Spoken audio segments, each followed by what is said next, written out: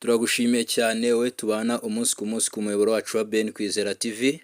Mana amahoro iguhe umugisha we wakanze subscribe kandi gume kukwagura no kukugirira neza. Nawe utarakanda kuri subscribe ni umwanya mwiza wo kwakanda kugira ngo ibiganiro byacu bijye bikugeraho uko tubishyizeho. Tugarutse mu kiganiro nanone cya Gospel News aho tuje kubanyuriramo amwe mu makuru agezweho mu itorero rya ADEPR.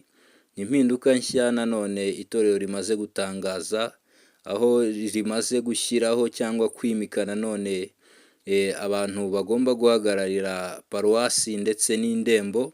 Ubu ngubu itangazo rikaba ryasotse. Reka rero tubanyuriremo uko byagenze ndetse n'uko bihagaze kugira ngo buri umwe wese agume gusobanukirwa kandi agume kujyana n'icyerekezo itorero ririmo rirajyamo.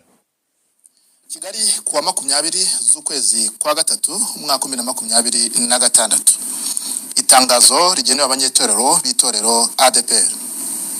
Bushingiye ku ngingo ya 32 agaka ka 9 yo mategeko shingiro y'itegeko y'itorero rya Pentecote ry'u Rwanda itorero ADEPR, bushingiye ku mwanzuro w'inama ya komite nyobozi y'itorero rya Pentecote ry'u Rwanda itorero ADEPR yateranye kwa 19 z'ukwezi kwa gatatu umwaka 2026. Ubuyobozi bw'itorero rya Pentecote ry'u Rwanda itorero ADEPR buramenyesha abanyetorero b'itorero ADEPR ku rwego rwa paruwasi rwahawe abashumba bayoboye izo za paruwasi, kandi ko urwego rw'ururembo narwo ruhabwa abashumba hashingiwe bo n'abashumba bafasha mu bikorwa ni regional executive pastors ni bikorwa bya gishumba. Abo bashumba rero nabo bakurikira: ururembo rwa Kigali, paruwasi ya Nyarugenge rufite umuyobozi wa paruwasi ni Pastor Cyubahiro Charles. Paruwasi ya Kicukiro, umuyobozi wa paruwasi ni Pastor Ngirababyeyi Gilbert. Paruwasi ya Gasabo, umuyobozi wa paruwasi ni Pastor Nduwimana Etienne. Tugiye mu rurembo rw'uburengerazuba, bafite executive pastor ni Pastor Sibomana Jean Claude. Naho paruwasi ya Rusizi ifite umuyobozi wa paruwasi ni Pastor Mushimiyimana Jean Claude. Paruwasi ya Nyamasheke, umuyobozi wa paruwasi ni Pastor Murera Emmanuel. Paruwasi ya Karongi, umuyobozi wa paruwasi ni Pastor Nyandwi Elaste. Paruwasi ya Ngororero, umuyobozi wa paruwasi ni Pastor Twizerimana Atanas. Naho paruwasi ya Rutsiro, umuyobozi wa paruwasi ni Pastor Bizimana Kazungu Charles. Naho paruwasi ya Rubavu, umuyobozi wa paruwasi ni Pastor Nimuragire Jean Marie Vianney, ari nawe mushumba ururembo rw'iburengerazuba. Tugiye mu rurembo rw'amajyaruguru, executive pastor ni Pastor Shutiraguma Jean Baptiste. Paruwasi ya Burera yo muri urwo rurembo ifite umuyobozi wa paruwasi ni Pastor Sengimana Laurier. Naho paruwasi ya Gakenke, umuyobozi wa paruwasi ni Pastor Nzamwita Alois. Tukiri kandi muri urwo rurembo, paruwasi ya Musanze, umuyobozi wa paruwasi ni Pastor Uwambaje Emmanuel, ari nawe mushumba w'ururembo rw'amajyaruguru. Naho paruwasi ya Rulindo, umuyobozi wa paruwasi ni Pastor Ufitinema Chantal.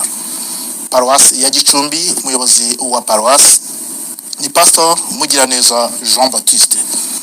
Ururembo rw'amajyepfo, executive pastor ni Pastor Mukakashugi Marie Chantal. Muri urwo rurembo kandi paruwasi ya Kamonyi, umuyobozi wa paruwasi ni Pastor Binyonyo Mutwal Jeremy.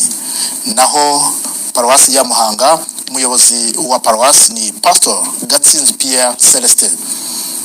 Paruwasi ya Ruhango, umuyobozi wa paruwasi ni Pastor Hubakimana Thomas. Naho paruwasi ya Nyanza, umuyobozi wa paruwasi ni Pastor Misago Andre. Paruwasi ya Gisagara, umuyobozi wa paruwasi ni Pastor Mushimiyimana Pierre Damien. Paruwasi ya Huye, umuyobozi wa paruwasi ni Pastor Ndayishimiye Tarsis, ari nawe muyobozi w'ururembo rw'amajyepfo. Naho paruwasi ya Nyaruguru, umuyobozi wa paruwasi ni Pastor Nsanzamahoro Fidel. Paruwasi ya Nyamagabe, umuyobozi wa paruwasi ni Pastor Nkurikiyimana Daniel. Tugiye mu rurembo rw'iburasirazuba, executive pastor ni Pastor Kamukama Edith. Naho paruwasi ya Bugesera, umuyobozi wa paruwasi ni Pastor Rugendinda Alice. Naho paruwasi ya Kirehe ni umuyobozi wa paruwasi ni Pastor Sengumuremyi Atanas. Umuyobozi wa paruwasi ya Ngoma muzamenyeshwa mu biri imbere. Paruwasi ya Rwamagana ni umuyobozi wayo ni Pastor Bizimana Jean Baptiste, ari nawe mushumba w'ururembo rw'iburasirazuba. Paruwasi ya Kayonza, umuyobozi wa paruwasi ni Pastor Musabyeyezu Jean de Dieu. Paruwasi ya Gatsibo, umuyobozi wa paruwasi ni Pastor Benedata Fulgence. Naho paruwasi ya Nyagatare, umuyobozi wa paruwasi ni Pastor Sharangabo Pierre Damien.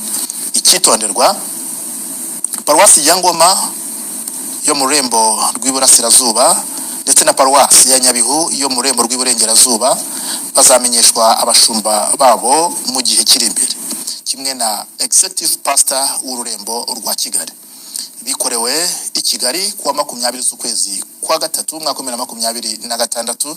Pastor Ndayizeye Isayi, umushumba mukuru w'itorero ADEPR, ni washyize umukono kuri tangazo. Urakoze. Imana y'amahoro igume kuba umugisha kandi igume kubagirira neza. Nagira nanone nkwibutse ko hari izindi mpinduka ADEPR imaze iminsi nanone ishyize ahagaragara, aho yirukanye burundu abashumba bamwe b'itorero rya ADEPR, bamwe bariho cyangwa bagaragaweho n'uruhare muri jenoside yakorewe abatutsi. Abo nabo bakaba barirukanywe burundu, bakaba batakibarizwa mu itorero rya ADEPR. Turaguma tubagezeho amakuru uko bwije ndetse n'uko bukeye, kandi buri kimwe cyose tuzajya tukibagezaho umunota ku munota. Imana y'amahoro ibagire neza kandi bahe umugisha uko bwije n'uko bukeye. Turabakunda cyane.